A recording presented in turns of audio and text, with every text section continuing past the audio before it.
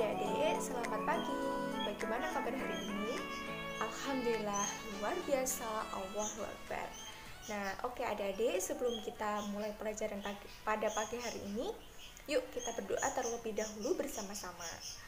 Berdoa mulai. Berdoa selesai. Alhamdulillah. Sesudah berdoa, sekarang coba cek satu persatu teman sebangku kalian, samping kanan, samping kiri. Coba dilihat, apakah ada ya temannya yang tidak masuk hari ini? Masuk semuanya? Alhamdulillah, semuanya masuk ya. Berarti kita masih diberikan kesehatan, kekuatan untuk menuntut ilmu bersama-sama dan juga belajar di sini bersama-sama. Sekarang ibu mau tanya, siapa yang masih ingat pelajaran minggu lalu? Ayo angkat tangan. Ya, coba ngeri. Tentang globalisasi. Ya, benar sekali, tentang globalisasi. Ada yang masih ingat apa itu globalisasi?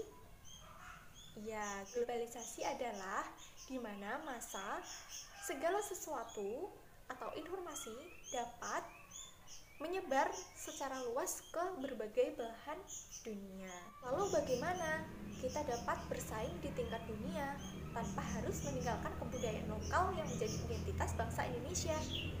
Nah, untuk menjawab pertanyaan tersebut, mari kita sama-sama belajar pada tema 4 tentang globalisasi dan subtema 3 tentang cinta tanah air. Sudah dibuka bukunya ya. Ternyata globalisasi ini membawa dampak baik dan buruk loh ya. Nah, dampak positifnya apa?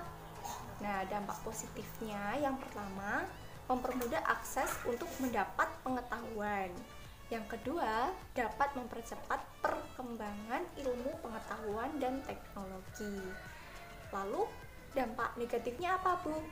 Dampak negatifnya yang pertama, memunculkan pengaruh kuat dari dunia barat yang dapat menghilangkan budaya lokal. Selanjutnya, akses terhadap internet yang tidak diawasi dan juga tidak dibatasi dapat menyebabkan pengguna internet yang tidak sehat pada anak. Jadi, kalian pengguna internet harus berhati-hati dalam menggunakan media sosial dan juga internet atau jaringan.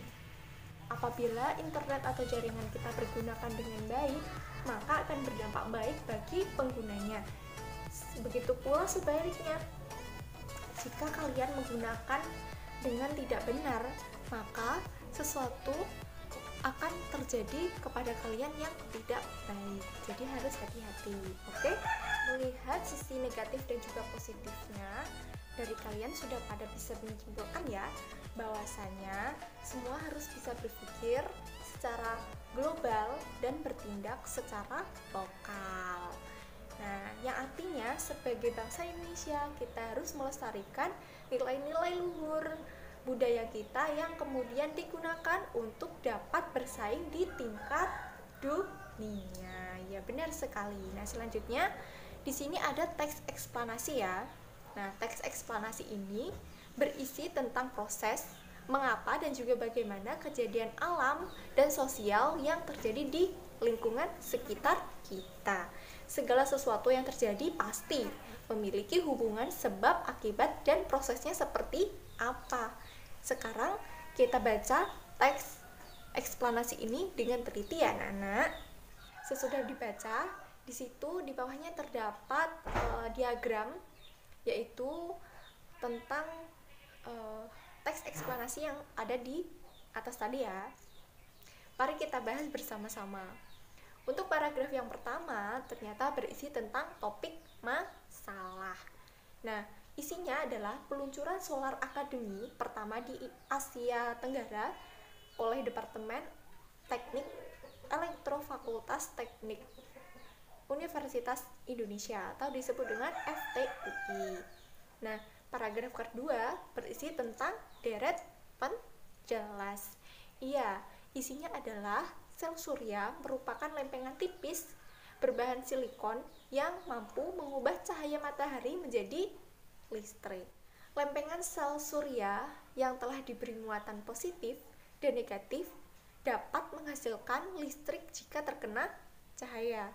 Karena biaya pembuatan lempengan silikon cukup tinggi, membuat penggunaan sel surya masih kecil, seperti pada peralatan elektronik atau sebagai sumber listrik di daerah yang belum dijangkau jaringan listrik. Ya. Nah, yang ketiga berisi tentang simpulan. Simpulannya adalah pendirian Akademi Surya oleh UI diharapkan dapat menjawab masalah krisis energi akibat kebutuhan energi era globalisasi yang semakin besar.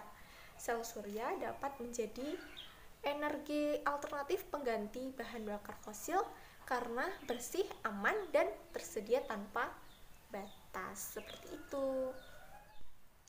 Nah, adik-adik semuanya, adapun kerjasama Indonesia dengan negara-negara di Asia Tenggara di bidang ilmu pengetahuan dan teknologi ada banyak sekali ya. Indonesia ini sangat berkontribusi untuk negara-negara di Asia Tenggara. Nah, bentuk kerjasamanya kita bahas bareng-bareng ya. Yang pertama, pembentukan ASEAN COS. Nah, yang kedua, mendirikan organisasi SEAMEO atau disebut juga dengan SOS ASEAN Minister of Education Organization. Nah, yang ketiga, mengadakan pertemuan ASEAN Scribe. Nah, yang terakhir, memajukan ilmu pengetahuan dan teknologi ASEAN. Tapi sekarang ini juga banyak dilakukan oleh Indonesia untuk membantu negara-negara di Asia Tenggara, khususnya dalam bidang ilmu pengetahuan dan teknologi. Adapun peran Indonesia dalam hubungan kerjasama dengan Asia Tenggara yaitu berperan dalam pembentukan ASEAN COS yang selanjutnya menjadi anggota aktif di SEAMEO. Selanjutnya menjadi tuan rumah pertemuan SCRADE. Terus bersedia berbagi fasilitas antar negara anggota untuk perkembangan ilmu pengetahuan dan teknologi atau disebut dengan IPTEK. Lah, yang terakhir melakukan pertukaran pelajar. Selanjutnya mari kita mengamati di halaman berapa ini adik-adik? Halaman 101. Nah, di era globalisasi ini semakin banyak teknologi canggih yang ditemukan. Hampir di seluruh penemuan menggunakan energi, khususnya energi listrik. Nah, tapi akhir-akhir ini pasokan listrik semakin berkurang akibat menipisnya sumber energi untuk memproduksi listrik seperti minyak bumi, gas, batu bara, dan juga panas bumi. Salah satu cara yang dapat kita lakukan adalah mencari sumber energi alternatif yang bersih, aman, bebas polusi, dan juga selalu tersedia tanpa batas. Nah, salah satu bentuk energi alternatif tersebut adalah sel surya. Nah, sekarang mari kita amati cara kerja panel listrik tenaga surya berikut ini. Nah, panel surya ketika terkena matahari, muatan positif dan juga negatif pada lempengan silikon panel itu bertemu. Nah, kemudian hal ini dapat menghasilkan energi listrik dan juga listrik dari panel surya akan mengalir menuju electric control system yang di dalamnya terdapat komponen yang berupa controller, baterai, dan juga inverter. Seperti itu ya. Awalnya listrik menuju electric control system yang masuk ke controller untuk diatur tegangannya. Nah, selain itu, controller juga berfungsi untuk memutus arus listrik ketika baterai sudah penuh. Setelah itu, dari controller, listrik kemudian disimpan pada baterai. Nah, pada saat digunakan, listrik pada baterai akan mengalir ke inverter untuk dinaikkan tegangannya menjadi 220 volt. Nah, sehingga dapat digunakan untuk mengoperasikan peralatan elektrik maupun elektronik yang ada di rumah kita. Tetapi yaitu tadi adik-adik, menggunakan panel surya ini membutuhkan biaya yang cukup mahal. Di halaman 102, kalian dapat menggunakan beberapa jenis buah atau umbi-umbian sebagai sumber alternatif energi listrik. Nah, mari kita lakukan percobaan berikut ini. Di situ sudah ada bahan dan juga alatnya ya. Yang pertama ada kentang, yang kedua ada lampu LED, Yang ketiga ada kabel, yang keempat penjepit buaya, yang kelima ada lempengan tembaga, yang keenam adalah lempengan seng, yang ketujuh untuk mengganti tembaga dan seng dapat digunakan isi dalam baterai yang biasanya berwarna hitam. Itu bisa digunakan untuk membuat sumber energi listrik dalam percobaan ini. Nah, adapun langkah-langkahnya, yang pertama, tusukkan lempengan tembaga dan juga seng ke dalam kentang mentah. Yang kedua, jepitkan kabel pada lempengan tersebut dan hubungkan dengan lampu. Yang ketiga, lihat nyala lampu yang terjadi. Nah, jika nyala lampu belum kelihatan, maka tambah kentang tersebut agar arus listrik yang dihasilkan bertambah. Nah, adik-adik semuanya, lampu tersebut dapat menyala karena adanya arus listrik yang mengalir, seperti halnya baterai lampu atau senter. Kentang dan lempengan-lempengan itu pun menghasilkan arus listrik, walaupun sangat lemah.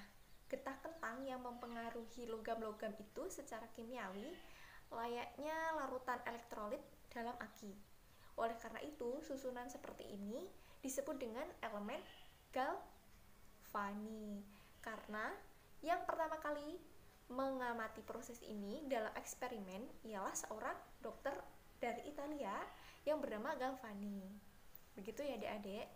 Sekarang coba kalian praktekkan di rumah masing-masing dengan bantuan orang tua ya. Setelah itu baru membuat laporan dari hasil percobaan alternatif energi listrik yang sudah kalian lakukan di rumah. Minggu depan harus dikumpulkan ya untuk penilaian semester ini. Nah, berdasarkan pembelajaran yang sudah kita lakukan hari ini, apakah kalian dapat mempraktekkan sikap berpikir global dan juga bertindak secara lokal? Nah, kira-kira apa rencana kalian untuk melaksanakan sikap tersebut dalam keseharian? Tugas yang pertama, membuat laporan. Tugas yang kedua, coba cari contoh wujud nyata dalam keseharian yang ada di rumah. Jadi kesimpulannya hari ini, kita harus berpikir secara global dan juga bertindak secara lokal. Dan kita sebagai bangsa Indonesia harus melestarikan kebudayaan yang ada di Indonesia. Meskipun kita harus bersaing dengan negara asing, tetapi kita juga harus memiliki prinsip, yaitu berkebangsaan Indonesia. Seperti itu ya. Sekarang apakah adik-adik ada yang ingin ditanyakan? Angkat tangan. Tidak ada ya. Oke, kalau begitu kita tutup pembelajaran hari ini. Oh ya adik-adik semuanya, jangan lupa tugas yang tadi ibu suruh kerjakan, jangan lupa minggu depan dikerjakan dan dikumpulkan ya. Semoga pelajaran kali ini dapat bermanfaat untuk kalian ke depannya. Dan kita tutup dengan berdoa menurut agama dan kepercayaannya masing-masing. Berdoa mulai. Berdoa selesai. Ya, hati-hati di jalan. Dan kita tutup pelajaran hari ini. Wassalamualaikum warahmatullahi wabarakatuh. Sampai jumpa.